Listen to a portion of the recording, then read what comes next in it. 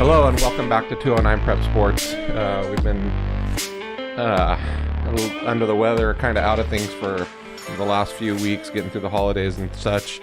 Today in studio, Scott and I'll have probably one of his favorite people on the whole wide world, Mia Bryant. His daughter just recently committed to Penn State on a track and field scholarship.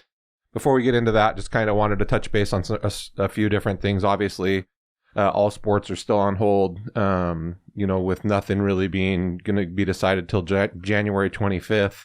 We are aware that the CIF is meeting quite a few times over the next 3 weeks with themselves internally, but also with, believe the state of California trying to work on some of this tiering. So as we get updates on that and any other new information or pertinent information, obviously we'll pass it along as we see fit.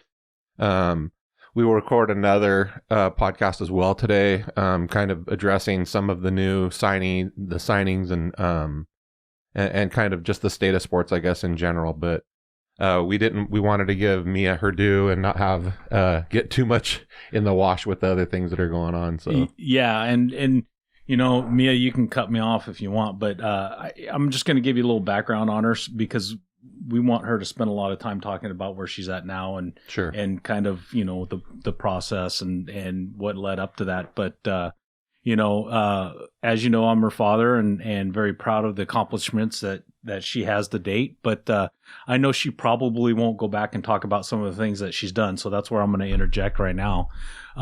Mia, like most kids, we get them involved in different sports and different things. And she was involved in gymnastics at a pretty young age. She's very proud of the fact that she won the spring show in 2006. Was it 2003? No, 2006. I was born in 2003. Okay. All right. So gymnastics, which, her mother and I felt very strongly that gymnastics at an early age is extremely important to, development, child development in terms of, body movements and those types of things. Went on, played like everybody else, played soccer, was a very good soccer player. Spent most of her time playing on boys teams, didn't want to play with the girls, and then she got the bug and followed in her mom's footsteps and started playing volleyball and was an outside hitter. Started as a middle blocker, I think, and then moved to outside and played club volleyball quite a bit and did really well. Played in the national championships.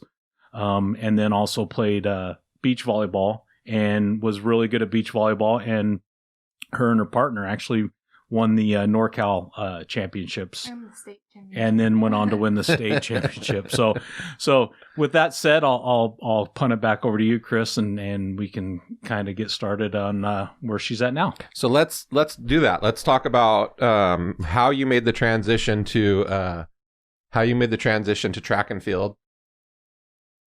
I know that you played multiple sports, but, getting kind of away from volleyball because, we're all aware of how travel and all the expectations that lie there. So how did you get into track and field in general? Yeah, when I did volleyball, my volleyball group I trained with, we went to a trainer and he did testing. And so when he tested, he did jump testing, speed testing, and I broke the records for the guy stuff. So he was like, this is really unusual. Have you ever thought about doing track?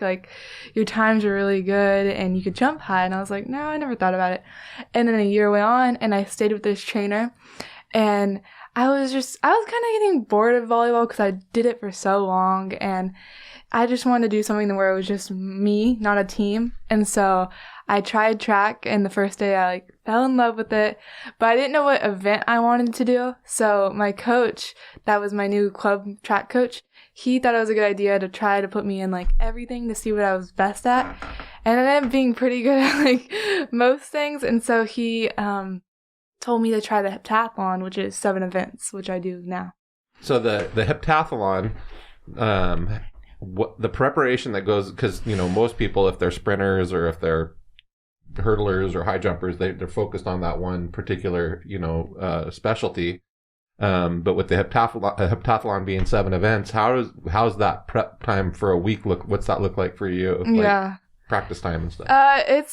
It's a lot different than if I just did one event. It's like I'm training for 7 different sports because each event is totally different in its own way. And so usually when I usually practice 2 to 3 events a practice, and then I have weights like that day or later on. And yeah, it takes up a lot of time. So for a lot of people who aren't familiar with the heptathlon, it's a 2-day event. Maybe tell us what events are on day 1. Day 1, we start with hurdles and the 100-meter hurdles. Then we go to high jump. Then we go to shot put, and then we go to the 200. And that's day 1. And then moving to day 2. Day 2, we start with long jump. Then we go to javelin, and then we run the 800 to finish it off. So what is when you do day 1 with 4 events? What's the break in between? Do you is it pretty decent, or are you pretty much going back to back to back and getting it over with? From the 100-meter hurdles to high jump, which is like our first gap, you only have 30 minutes, and that 30 minutes includes your warm-ups. And for a high jump, you usually have to sprint over to high jump because it takes that long to warm up and get checked in and all that. So there is no break in between each event. The curious thing for me, because your dad and I talked about this, quite a bit, not too long ago, and the curious thing for me is, so in California, you're not allowed to throw the javelin. Mm-hmm. So you're going out of state for these events. Is that challenging? I mean, or is that an event that you kind of are naturally good at, or? Javelin came pretty natural because of volleyball, and I was an outside hitter. So swing is very similar to throwing the javelin, because a lot of people think you throw the javelin like a football. And that's totally incorrect, because I thought that too. And then once it clicked with me, I was like, oh, it's just like volleyball. So it came naturally, and I ended up getting 3rd at nationals my first year in javelin. And that, just for some clarification, it's illegal in high school, but it's legal in club. Oh, okay. Yeah. And so, apparently if you are in a club sport, you must be smarter than being in high school, because they allow you to throw the javelin. Well, in high school, I think they used to send somebody down there to try to catch it. Well, That's the thing. Mia always wants me to try to catch the javelin. I'm not biting. So, obviously the training, just, the sport-specific training, but also the weightlifting and conditioning and things like that go along, and I know that you're at Venture now, mm-hmm. And you kind of tried to figure out where the academic piece fits in because your schedule is so demanding, mm-hmm. So how has that worked out as far as being at, a school like Venture that's, I think kind of frees up more time for you? I went to Venture when I was in middle school because my sister was traveling a lot, so it worked out better for her. So I just followed her because I was in middle school, so it didn't really matter. And then I went to St. Mary's for my first 2 years because it had a really good volleyball program. And that's what I did. I didn't know anything about track, so that wasn't even a question. So I went to St. Mary's because they had beach volleyball and volleyball for high school. So I did that. And then when I got into track, I was leaving school so much. So it was just not. And then, so I went to Linden for a semester, but then it still wasn't working out because I was leaving a lot. But then we were like, we should go to Venture again because you don't have school on Friday because it's a travel day, and they are pretty lenient because it is a sports school. So they allow you to have independent study when you go off to travel, and they still teach you through it. And I am really connected with the teachers better too. I learned better from them, so it just worked out good. That's good. Yeah, and I know with all the COVID restrictions and the way things are now, most of it's online, so it's probably mm-hmm. would have been half dozen to 1/6 to the other. But it's good that you're in a position where you have a relationship with the teachers that allows you to be in better communication, especially being gone as much as you guys have to be gone. How's that? Talk to me about that a little bit. What's the travel situation like? How often do you have to, in season? I know now with COVID, there's been a lot of changes, but say we were in a normal, so say you're talking to 10-year-old Mia, and this was going to be your path. Kind of give that 10-year-old Mia an idea of what her summer would look like, or spring, or whatever the track season may be. When track season starts for high school, we obviously do meet every 2 times a week, but they're not that big of a deal, for me at least, because it's not the heptathlon. So I do it's short for me, and it would be long for others because it's only 4 events. But when I get in the club, that's kind of when my season starts, and it's every week, usually every weekend we have a meet, except if it's a heptathlon. My coach usually likes me to take a weekend off from doing meets just to give my body a break to recover from doing like 7 events hard and then go right back into it. Okay. And Scott, I guess you could probably fill the parents in as how that affects you guys, what that looks like. Yeah, absolutely. I mean, I'll give you the pre-COVID, post-COVID kind of take on this. So pre-COVID, obviously the high school is what it is. You've got that schedule. And like she said, you're going twice a week, and maybe on the weekends there's a full meet where during the week you're competing against maybe 1 or 2 other schools. But then when you shift over to club season, you're going pretty much every weekend. Mm-hmm. And it's nice because that's when she gets to actually do the event that she's into with the heptathlon, where you don't have that opportunity during high school. And then once the club season starts winding down, then you start getting the regional events. So you get like the travel. the travel and the, like the California State Games, or, we've gone to Las Vegas, has hosted some pretty good heptathlon events. Alabama. Atlanta. She's competed in Florida and those places. But then post-COVID, North Carolina. Yeah, that's right. North Carolina. She competed in national championships there. Post-COVID, everything got shut down, just like for everybody else. Yeah. So we're going through what everybody else went through. But Mia's done a really good job of, she gets on the internet and starts searching for places she wants to compete. And, we've been lucky enough where she's found, last year she was going to go again. This year she got invited. She competed at the Air Force Academy, did very well there. She got invited back. Just as we were setting our schedule to go there, they canceled it. So she competed in Alabama this year. There's a facility in Alabama that's geared just towards track and field, and it's not affiliated with any school or anything like that. So they're hosting events. There's also one in Texas, and we're hopefully going to be able to travel there this spring and compete there. But COVID has affected track and field athletes like it's affected everybody else. You have to, if you're from California, you got to look somewhere else to compete, and that's what we've been doing. Yeah, so. Yeah. And I think a lot of people too is they don't realize that track is a year-long sport.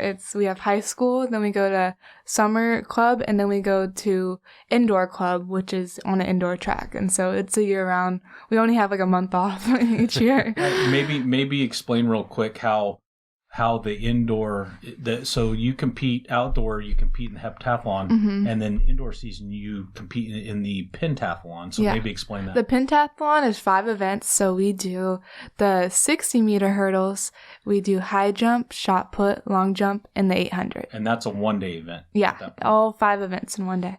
So when you're in your high school season, and since you don't particularly have the heptathlon, do you pick the events that you're maybe weaker at than you are, so you can get better at those, or do you pick the weak events that you're stronger at so you can get stronger at those? It depends on the meet. So if it's like a high level meet, of course I'm gonna pick the ones I'm better at. And then I like to do all my events though. I like to do like 4 of my events one day and then the other 3 the next, and then add another event. So I try to get practice and everything, because it's just track and field is just about being comfortable, because if you're not comfortable doing it, then you're always going to be tight running and you're always going to be nervous. So the more you do it, the less you're nervous, because you're all by yourself in front of a huge crowd. Yeah. So let's go through the recruiting process a little bit. I know that you guys traveled a lot, and you got to participate in a lot of meets, and I'm sure through those you were able to visit some schools and maybe talk to some coaches. So why don't you kind of give us an idea of where the recruiting process started? Like in your in general, was it more like letters, or was it people coming up at you and actually physically having conversations about that, and then kind of grow into where you finished and why you decided to go to Penn State? My recruiting process, some happened my junior year, and sometimes they came up to me or my coach. A lot happened through email, because it was just easier for all of us, because it's easy to send like film, and because for track and field the recruiting's different because numbers don't lie. So there's no politics in numbers, so they kind of know who's good at what just by looking at their numbers. And so my recruiting process started right at the start of COVID. So like when it started coming in hot. And so it kind of put a hold on me going on a lot of recruiting visits and all that. So a lot of my stuff was FaceTiming coaches every day and calling, and it was odd because I like to see like in person how they are, but you gotta trust it. And for Penn State, my sister was like heavily recruited to Penn State, and for hockey, and I only went with her on one recruiting visit, and it happened to be at Penn State. And so you kind of already fell in love. And when I went there, I loved the school. I was like, why don't you go here? I was like telling her to go there so bad, and I loved it. And when they started recruiting me, I was like, oh my God, this is the school I like. And it just happened that the coach was voted Coach of the Year. He has one of the best heptathletes like in the nation. She got second national championship, and he just like amazing coach. And they have the best for sports broadcasting too, and in the nation. So, and that's what I want to major in. So it was perfect. Everything lined up and ended up being the perfect choice for me. And so I committed. And I also really like the coach too, because he is very similar to my coach at home. So they had the same coaching techniques. And for college, the heptathletes usually have to bounce around from 7 different coaches. But at Penn State, my coach is just dedicated to the heptathlon. So I'm with him for all 7. That's awesome. I mean, I think, the athletes that we have talked to, they all seem that they found their family away from their family, and they have a lot of trust in the coaching staffs that they've went to. Not necessarily that a lot of people, because I'm kind of privy to a little bit more information than most, so I know some of the people that you were talking to. And most people would think track in Pennsylvania and it's cold and I got to do all this training, but I know there are indoor facilities and there's a lot of, and I know they're elite. So you brought up Brooke, your sister, who had some offers obviously all over the country, and Penn State being one of them. Talk to me a little bit about the competitiveness between you two growing up, and so here's the reality. Brooke plays on one of the best hockey teams in the entire, in the nation, and had offers to the best, teams in the nation. And now it sounds like you're with probably the best heptathlete coach in the country and one of the best track programs in the country. So obviously you guys come by it honestly. I know your dad played football at Marshall and your mom played volleyball at Pacific. So you come from an athletic family. But talk to me a little bit before we get into your parents. Talk to me a little bit about your relationship with Brooke and how the driving force behind that, and if there's any competitiveness, or you guys are just each other's, if you're each other's best biggest fan. Yeah, the competitiveness is like totally in our blood because of my parents, and so we were always competitive at a young age, and so everything we did, we always wanted to win, always wanted to be the best, the fastest, and jump the highest. But me and my sister, we always usually did different sports at different times, but we did the same sports just at different times. And we've always been each other's biggest fans, and whenever she does good, I kind of take it as me doing good. I always brag about her more than she brags about herself, and she does the same with me. And she's pushed me a lot too, because she has the most, she's accomplished a lot, and so always wanted to make me do and accomplish a lot too, just to kind of not live up to her, but just be on her playing field, at least close to it. And so she pushed me a lot to just, and watching her when I was little, just how hard she trained, it never came to my head that other people weren't training this hard. I thought it was just normal. So it kind of went into me that I needed to do that too. But then I realized we were the only ones doing it. So she really helped me a lot, because she just showed me what it took to be a good athlete. Yeah, and coming from a small town, and I think the oddity for this whole thing is that you two both come from an ag town in Linden, and where there's virtually no hockey, and she finds her way, and track is, we've had some pretty good track athletes, not too recent, Polk. Joseph, he's very good. Yeah, ran really well at Davis, and I know that we've had sent some sprinters out. Angela Orlando not too long ago. Angela Orlando was She was, I believe, an indoor All-American at UC Davis on the triple jump, if I recall correctly. Yeah, she was very good. And her marks are really good. Yeah, and I think one thing that people don't realize is that we have a gym, and when I say gym, like a diamond as a coach here in Linden as a jumps coach, and Craig Anderson is absolutely amazing when it comes to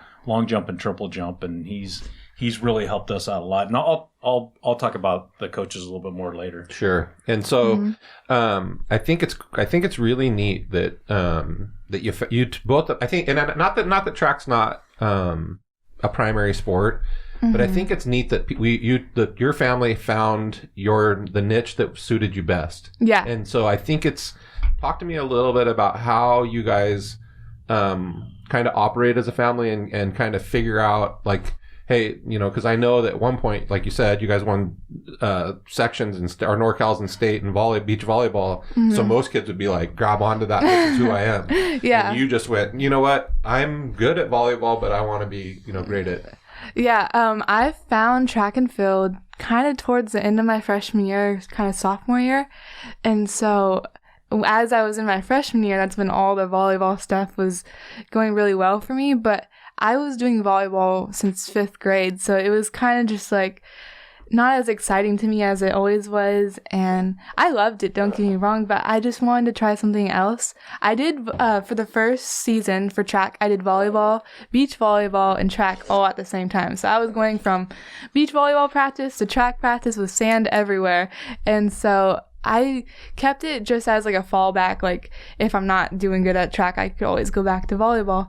But that wasn't the case my first year, and I ended up doing really well, and my mom and my dad thought it was whatever I wanted to do, whatever I felt more comfortable with, and whatever I had more of a passion for, and it ended up being track and ended up being the right decision for me at the long run. Well, that's awesome. So the last two things I want to talk about, the first thing I would like to bring up is, why don't you give me an idea of who's got you here at this point? And let's leave your mom and dad out of this at this point, but let's talk about the support system that you have with coaching staffs, and some of the people that I know, your trainer and those types of things. So let's throw a little bit of credit their way, and let other people know that where they can be found and things like that. Yeah, for sure. My trainer, John Combs, is the one that actually told me to try track and field, and so I give so much credit to him. And I've been. And where's John? I can never remember what John's gym is called. H4S, Hungry for Success. Okay. It's in Tracy, California. Okay. And I've been training with him, Dad, since 5th grade, 6th grade. Yeah, I'd say at least for a long time. So and just one thing on John is, there's a lot of coaches out there that are teaching, doing training with young athletes. But the thing that we really gravitated toward him for is that he broke everything down to the barest minimum. And sport specific. Well, very sport specific. But originally, he would take our first time in there. He actually took our daughters and some of their friends in, and told them they don't even know how to run. Here's how you swing your arms. Here's where your feet belong. Here's where your hips should be. And I mean, broke it all the way down to extremely basic stuff. And, then you fast forward, 6-7 years later, and she's doing some very advanced stuff. But it was, I think the way he approaches his training is just phenomenal. Yeah. You actually recommended him to us, and Gabby went out there quite a few times to work with the group out there. So yeah, John, I have nothing but good things to say about John as well. So who else is in your stable? My first track coach would be Art Jones and his wife Alicia. They run a nonprofit track club, and they have over 100 people from the ages of 5 to 18 out there, and they are amazing. They are the reason why I fell in love with track, because they were such good coaches, and they were so nice to me, so open. And they just wanted me to do good and everything. It was all love from everyone. So he is an amazing hurdle coach. He went to UCLA and was a hurdler, and he's so technical and breaks it down. And I like to know every little detail, and he's very detail oriented. And so I really got a grasp of hurdles from him and running technique and all that stuff. So he was a big reason why I am where I am now. They and if you don't mind me saying, they run an organization called the Stockton Saints, which is the original track club that Mia was in Stockton. And once we get past COVID, I highly recommend people to check that out because they're amazing. Because like Mia said, they're a nonprofit. They're not charging thousands of dollars to be part of the club. They want you to come in and buy your uniform, and they're going to train you. Yeah. And there's hundreds of kids that come through this program and end up going so far. Yeah. It's just since the day we met Art and Alicia Jones, it's just been we're just in awe of the work that they do. They're tremendous people and tremendous coaches. I think that if we wouldn't have started with them, I don't know where I would be, because I think they really did change my like sports life, because they were just so amazing right off the bat. So of course I was like, okay, track's way better because I'm surrounded by such good people. And so they made me fall in love with sport right away. Okay. So they're awesome. And another person I would give like all the credit to right now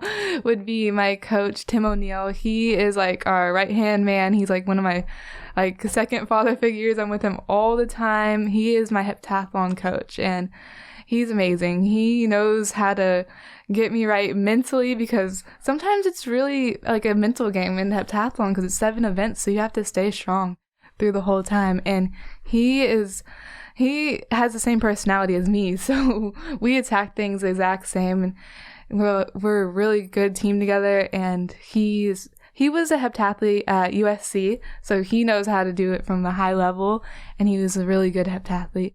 And so we go through every event together all the time, almost every day. He's really been there for us a lot. He flies out to every meet with me, cross country. He sits right next to us on a plane. He breaks down everything with me. He's like, he became one of our best family friends too. He's just an amazing guy. And I think that's not to cut you off, but I think it's very important that people understand what you're talking about, because I think a lot of people just assume if you're fast, and you run track, but the technicality of the sport and understanding how your body works, and and just how technical it can really get. And I think that we miss on that. I think especially with kids that are fast or jump higher or whatever, they just that's what they do, instead of understanding how much work is really involved. Yeah, it's a lot of work, because I always had a high vertical, but then they're like, okay, jump over this bar backwards, and I'm like, hold on, I don't know how to do this. And so I did long jump. They're like, okay, run as fast as you can and jump up. Didn't go that far. So like they had to break it all the way down. And I think that's why some people that are just fast, like some football players, are like, oh yeah, and they get out there and they realize track speed is way different than any other speed. And it's just because we're so broken down, and we have to realize that it's a lot different than any other sport than a lot of people think. They think it's just a basic, like everyone could do it. It's really hard. Well, I just want to kind of elaborate on Tim O'Neill, that what Mia was saying, that as a parent, the thing that we like is that he's not always going to tell you everything you want to hear. He's going to be honest, brutally honest with you. He's going to tell you what you're doing wrong. He's going to tell you, pick it up, work hard. He's going to challenge you. One thing he said that really stands out in my mind, that when we first started working with him, Mia was, she had just competed in Arcadia, I believe. And it was more for the experience, It was my first year at Arcadia, which is the highest meet that anyone could go to, high school. And I think I was a freshman, actually. Yeah. And so I was just there for the experience, and I did pretty well. But go ahead. Yeah, no, it was definitely a learning experience. We didn't go in there with any preconceived notions or anything like that. And so anybody that knows anything about the high jump, when you say you did a scissor jump over the high jump, that was Mia's technique. And really, scissor jumping is a warm up technique. It's not a technique to jump over the bar. And so she was scissoring it. Might have been maybe 4 feet if you were lucky. I mean, but it was just to get a mark. At that point, it was my worst event. So I was like, okay, let's do this event and get it over with. Yeah. And so Tim comes in and he starts working with Mia, and we're going up he's up in Sacramento, so we go up there, a couple times a week. And Tim's working with her and teaching her how to flop and how to approach and, all the different, it's very technical. High jump is one of the most technical things I've ever seen. Yeah. And so he's working with her. And after about a week or so, he comes up to me and says, if I don't have her jumping over 5 feet in a year, I'm not doing my job. And as of today, I think she's jumping 5'3". So 5'5" after last practice. Oh, well, there you go. Now it's one of my better events, and going into Penn State, I would be one of their higher jumpers just as a high jump and multi. But it's really interesting because that was literally the event that I dread all day. And now I'm like so excited. I love to practice it. Because once you get it down, it's like, he always told me, he's like, it's going to click one day. And I'm like, it's never going to click. And then one day it clicked and I was like, oh, this is easy.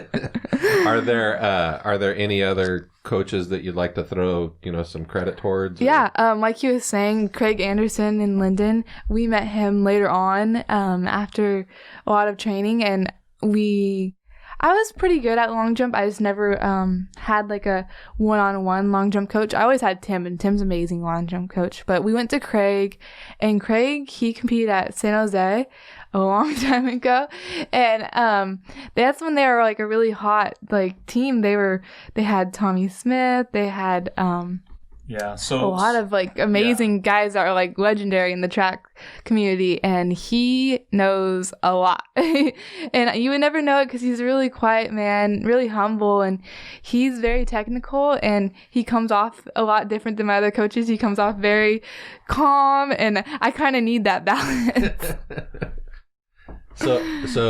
So does that conclude your coaching staff, or I have a lot.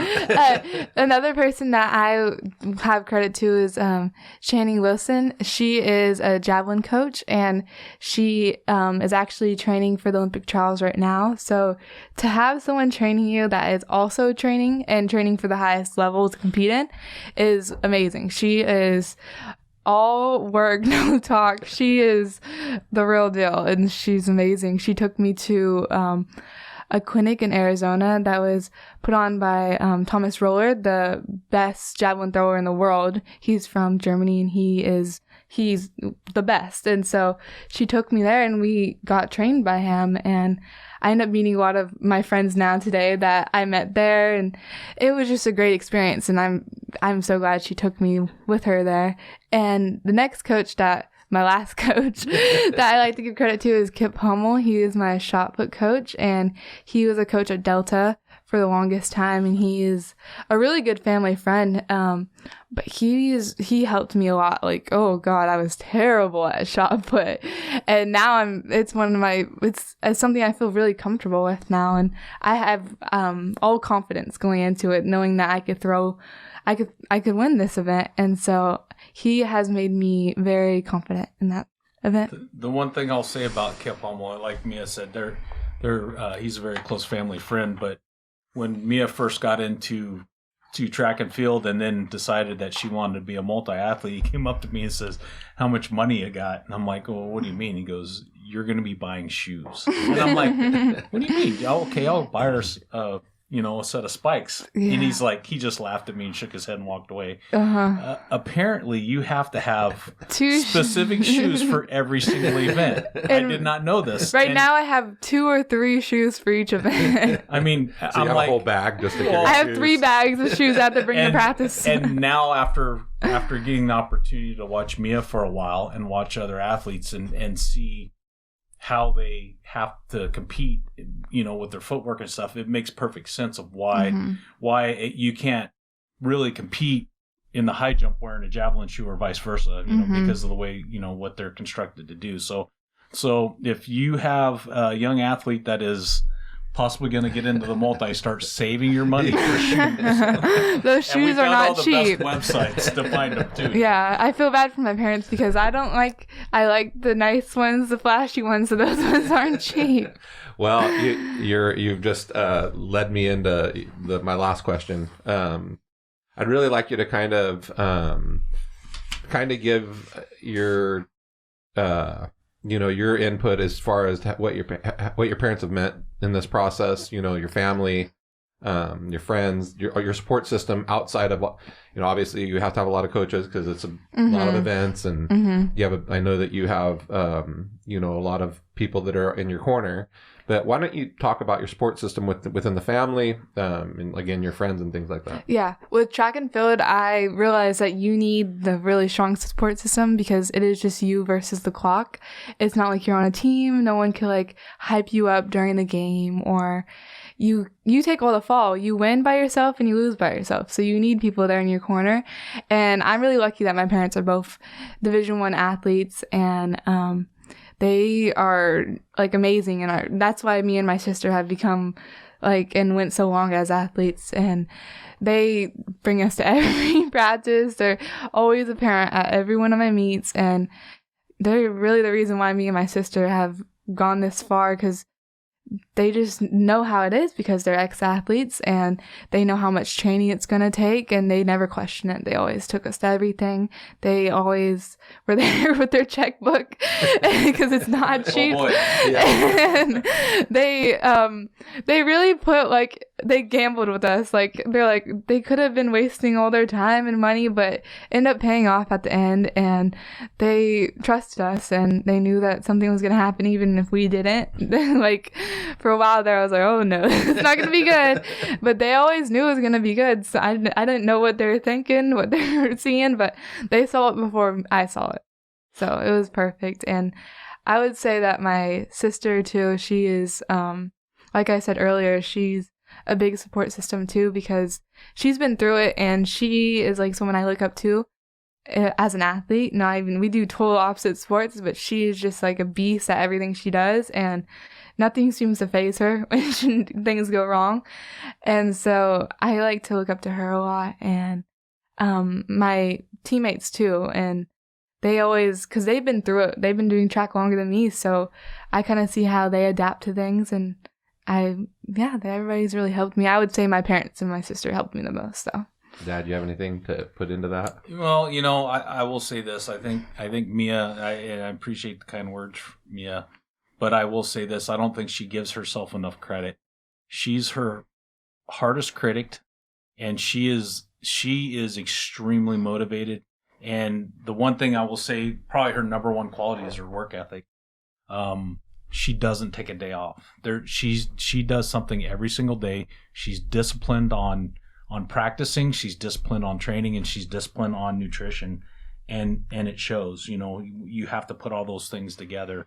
But I will say this: I don't think that her mother and I are unique by any means, because you're also the father of a Division I athlete, and probably a couple more here pretty quick. And if I were to ask you the question, I already know the answer is like, what's your favorite thing to do? The simple answer is watch my kids every single day. Yeah, and I think every parent will say that. So for me, it's easy because it's the funnest thing. It's going to a track meet and sitting there and watching her compete is so much fun. It can be frustrating sometimes because you want, like, come on, jump higher, jump farther, and you're in the stands and you're cheering for her, and they won't let you say anything to the athletes, and you got to sit back. And we went through that with her sister. But there's nothing else that I would rather do than to watch my kids compete. Yeah. And I would concur. So as we wrap this up, I have a couple of pieces of advice before I thank you. So I've seen it with Gabby getting into this, and I'm sure you've talked to your sister quite a bit. The transition isn't as tough as you think because you have a great support system that's there. You have a great support system at home. I think the biggest thing that the biggest thing Gabby's had to learn, a little bit is that when you get that freedom, that it's easier to not necessarily not be motivated, but just find other things to do. And so I think what I appreciate about your parents and about both of you guys, I've known you both since you were little. And so it was just, and I'll see you almost, once or twice a week down at the track, still working out, through COVID and bad weather, and nothing really holds you back. So, and the distance, I think, is going to be the one thing. But FaceTime is your friend. Yeah. Your dad and I grew up in an era we couldn't even fax each other. We had to send it. Did it used to be the carrier pigeon? I think we had to stick a little note in the little tiny bottle and attach it to the pigeon's leg. Yeah. So FaceTime will be your friend. That'll be your association, the tie that binds with your parent. You know, being able to talk to your parents on a regular basis and see their face, and they can see your face, and that makes them feel a lot better. Mm-hmm. I'm excited for you. You know, I mean, competing in the Big Ten, you know, and to be at such a storied school like Penn State, you know, I mean, there's not many institutions that are like Penn State, and I know that you know this as well.